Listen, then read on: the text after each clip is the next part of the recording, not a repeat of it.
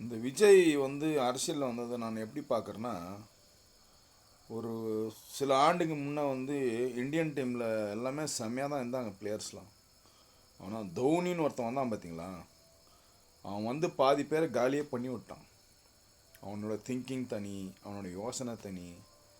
அதே மாதிரி தான் இப்போ விஜய் உள்ளே வந்ததுக்கப்புறமா நிறைய பேருக்கு பயம் வந்துச்சு. ஒன்று, நம்ம இதுக்கு மேலே வேலைக்கு ஆக மாட்டோம், நம்ம மூட்டை கட்ட வேண்டியதுதான் அப்படின்ற மாதிரி. அப்புறம் சில பேர் வந்து பணத்துக்காக ஆடுவாங்க, பேருக்காக ஆடுவாங்க. சில பேர் நம்ம யாருன்னு ப்ரூவ் பண்ணுறதுக்குன்னே ஆடுவாங்க.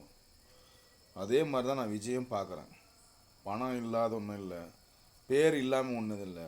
ஆனால் அரசியலில் நான் யார் அப்படின்னு ப்ரூவ் பண்ணுறதுக்காகவே அந்த அரசியலில் கண்டிப்பாக இன்னும் மேலே வருவார்.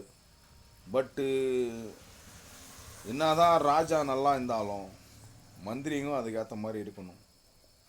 என்னோட அட்வைஸ் என்னென்னா, ஒரு கரெக்டான டீமை ரெடி பண்ணிவிட்டு மேலும் வந்து அரசியல் பயணத்தை தொடரணும். அது வந்து ரொம்ப யோசனை பண்ணி செய்யணும். சிலது வந்து நம்ம சுயமாக யோசிக்கணும். 10 பேரோட அட்வைஸ் கேளுங்க, ஒன்றும் தப்பு இல்லை. பட்டு எடுக்கிற முடிவு வந்து கரெக்டாக இருக்கணும், யோசனை பண்ணி இருக்கணும்.